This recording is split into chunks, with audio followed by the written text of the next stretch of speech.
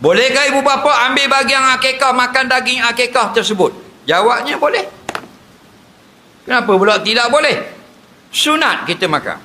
Kita akikah. Contohlah dapat anak, kita ngekah sembelih kambing sekor. Faham? Kita ayah dan mak sembelih kambing sekor. Anak kita akikah beranak, faham? Kita beri makan korang, sunat. Kita makan, sunat juga. Faham?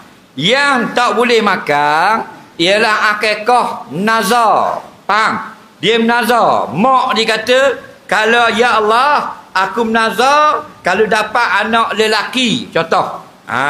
Pak anak dia puang belaka 10 orang. Kalau dapat anak laki-laki sekali ni, aku menazar nak sembelih akikah seekor kambing. Faham? Tiba-tiba dapat anak lelaki Tuhan beri. Faham? Maka dia haram makan kambing. Kerana nazar itu jadi sembelih yang wajib. Kena beri makan orang miskin. Faham lagi?